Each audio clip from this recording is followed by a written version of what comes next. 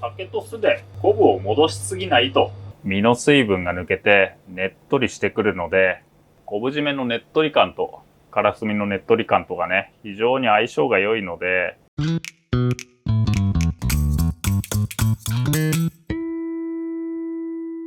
甘鯛、赤甘鯛のね、昆布締めを作っていこうかと思いますよ。何度かお話しておりますが、黄甘鯛、赤甘鯛、白甘鯛と3種類おりまして、でね、黄甘鯛っていうのはね、結構身が緩めで、あまりね、食べても美味しくないなんて言われている甘鯛でして、昆布締めなんかにしてね、食べるなら、鮮度の良い赤甘鯛か、もしくは白川でね、白甘鯛。このね、2種が生食するにはおすすめですかね。まずはこういった形で鱗をね、ハサミで切り落として、続いて表面のぬめりを落としていきます。表面のぬめりを落としていくんですけれど、ぬめりを落とす際はね、たわしなんかで軽くこすって、これ生食する場合は鱗を剥いでいくので、鱗を剥いだ時にね、一緒にぬめりも落ちていくので、軽くね、こする程度で、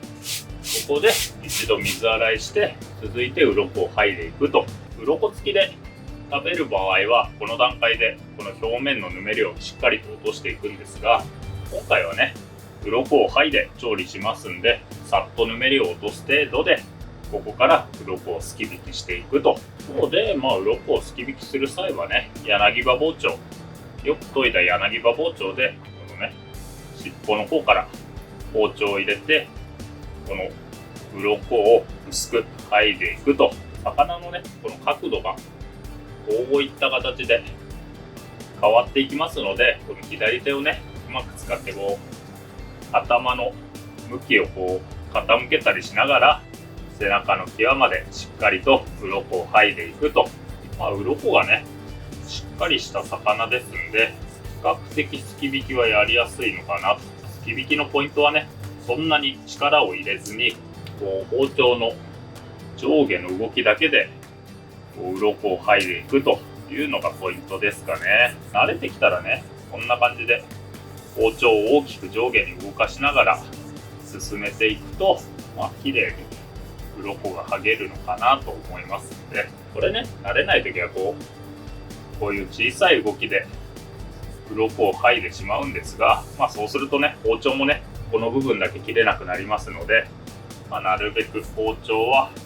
全体を大きく使って鱗をすき取っていくと。すき引きがね、苦手なんて方もいるかと思うんですが、すき引きのコツはね、力をほとんど入れずに、包丁の動きだけでこの鱗を切り進めるというのがポイントでして、包丁はもうほんと親指を使わずにね、この小指だけで握ったような、軽く握っただけでもすき引きをすることは可能なので、親指に力が入るとどうしてもこのね、下向き、こっちの身の方向に力が入るので、なるべくね、右手は力を加えずに包丁をスライドさせる動きだけで鱗だけ切っていくと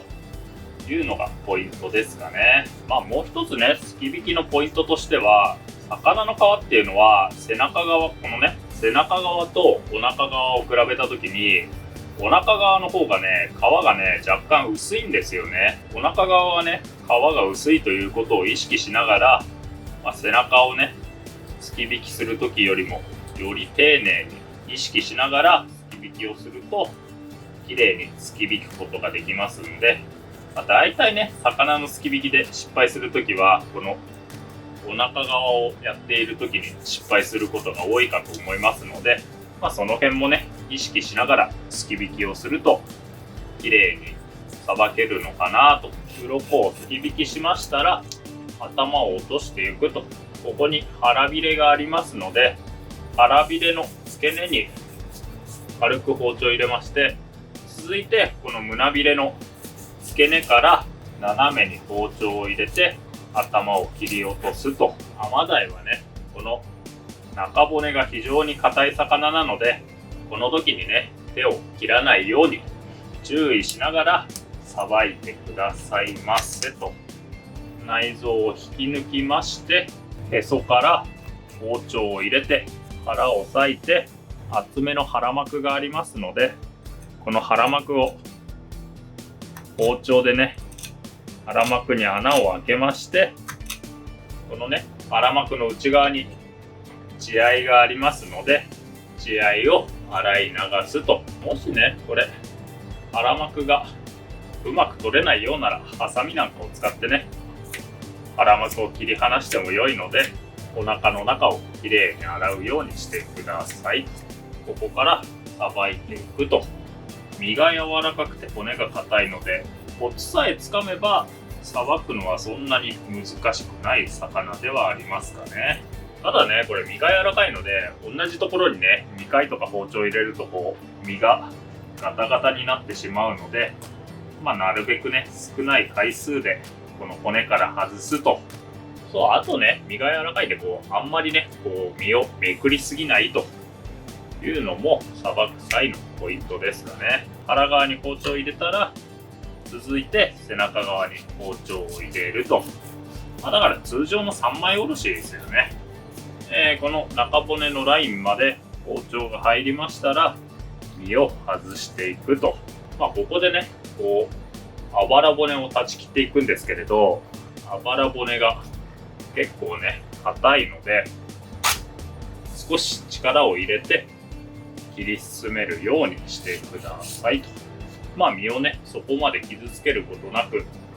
さばくことができるかと思いますので、身の柔らかさと骨の硬さをね、しっかり把握して、それを包丁で感じながらさばくと。身を3枚におろしましたら、続いてね、逆さ包丁でこのあばら骨を浮かせまして、このあばら骨をすき取ると。腹膜もついていますので、この腹膜とあばら骨を一緒にね、こんな感じですき取っていくと。このあばら骨も非常に硬い魚ですので、一度にね、すくい取ろうとせずに、一気にね、外そうとするとどうしてもこの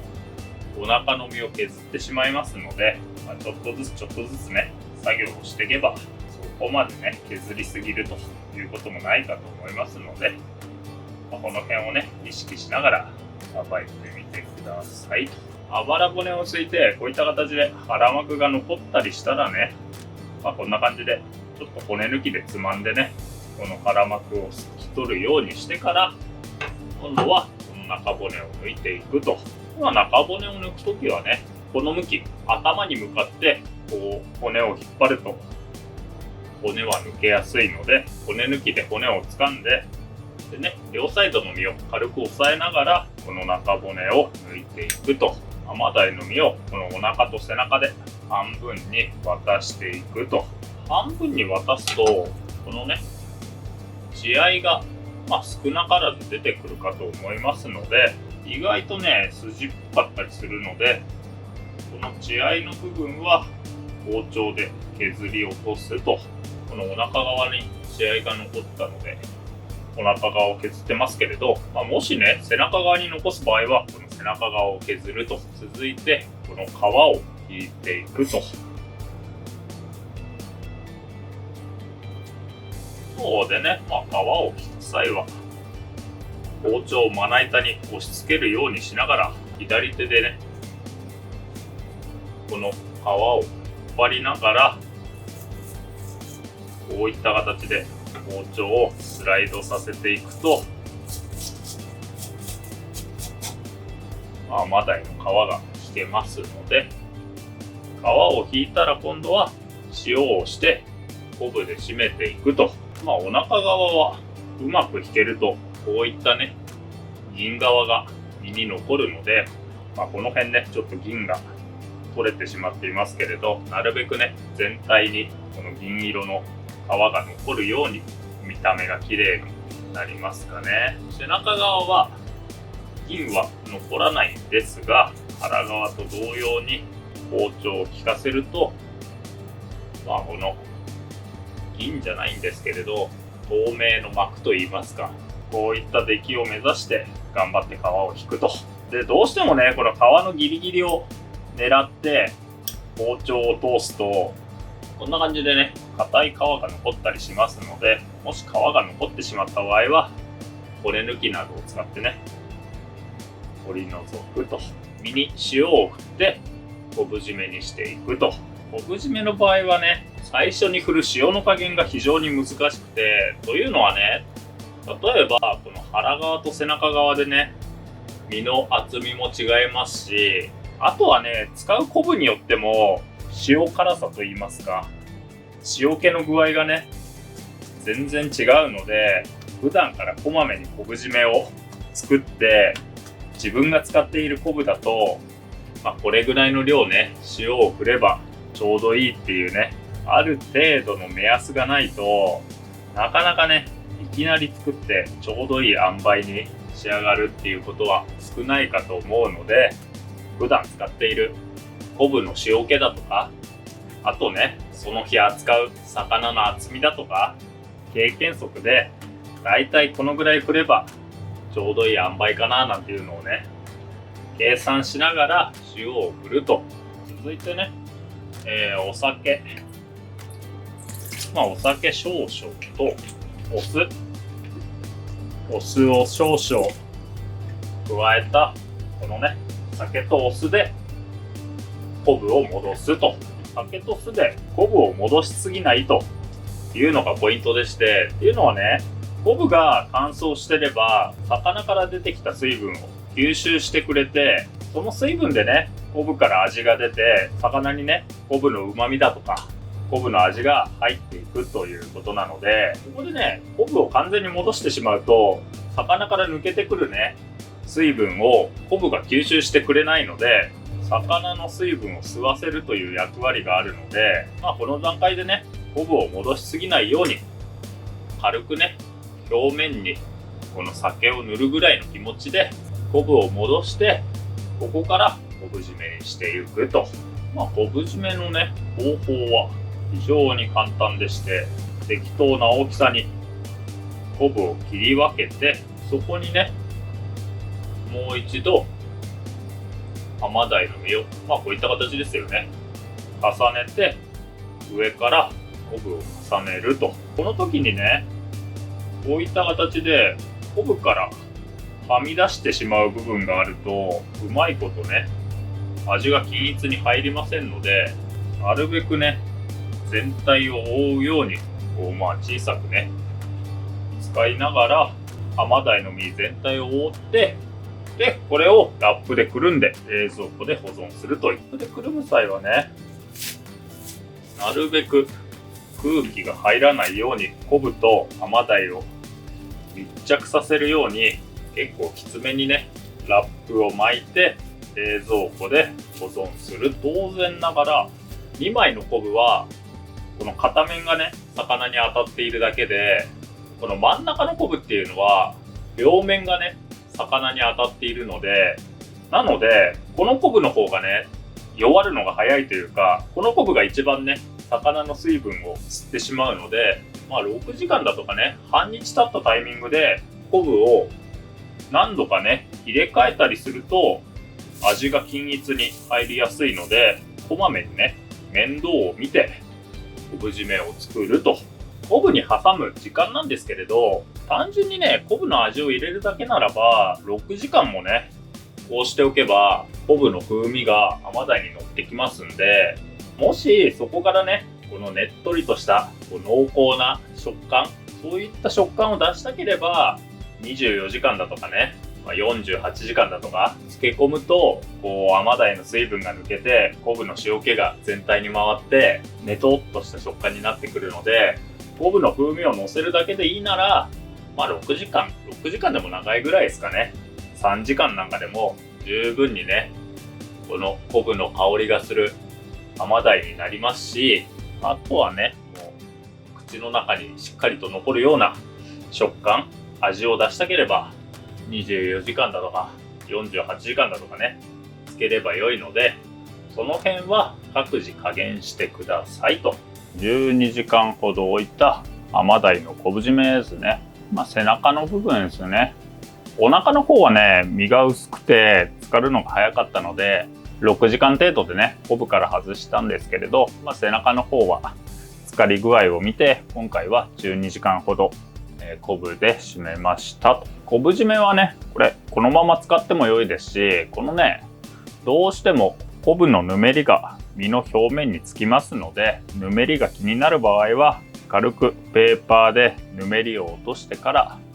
使うようにしてくださいと。もうこの辺はね、好みですね。人によってはこの昆布の味が抜けるのが嫌だからみたいなね、ちょっとでも多くね、この昆布の味を身に残したいからっていう理由で拭かずに使う方もいるんですが、僕はね、このぬめりがまあまあ気になるので、軽く拭いてから使うようにしてますね。この身の水分が抜けてねっとりしてくるので、結構ね、切りづらかったりするんですが、切る時のね、コツはね、この左手にほとんど力を入れずに、包丁をね、優しくスライドさせるように切り進めていくと、比較的スムーズに切れますので、もうガチガチに昆布で締めてしまうと、ほとんど包丁が動かないなんてこともあるので、そういう場合はね、ちょっと包丁を入れたら軽くね、この身をめくりながら、こっちのね、身を開きながら、こういう感じでね、切っていくと切りやすいかと思いますので、この辺はね、切りやすいように調整してくださいと。これそのままわさびで食べても美味しいですし、もし合わせるんであれば、こちらはからすみですね。からすみなんかと合わせても美味しいので、これなんかはね、自家製のからすみの味噌漬けなんですけれど、からすみを少し切りまして、この薄皮を剥き取りまして、先ほどの昆布締めにこういった形でね、巻いておつまみを作っても美味しいかと思いますので、そのままでね、わさび醤油でも十分美味しいので、この辺は好みでお召し上がりくださいと。これね、からすみをね、昆布締めで巻くと、このね、昆布締めのねっとり感とからすみのねっとり感とかね、非常に相性が良いので、からすみ巻く場合はね、多少強めに昆布締めにしてから、こういった形でおつまみを作ると美味しいかと思いますので、よかったらね、試してみてくださいと。からすみのね、出来が悪くて、若干生臭さが残ると、このね、昆布締めと合わせても、からすみの生臭さが出る場合があるので、もしね、生臭さが気になる場合は、醤油をほんの少しだけ昆布締めにつけて召し上がると美味しいのかなと思いますので、この辺はね、うまいこと調整しながらつまみを作ってみてくださいませと。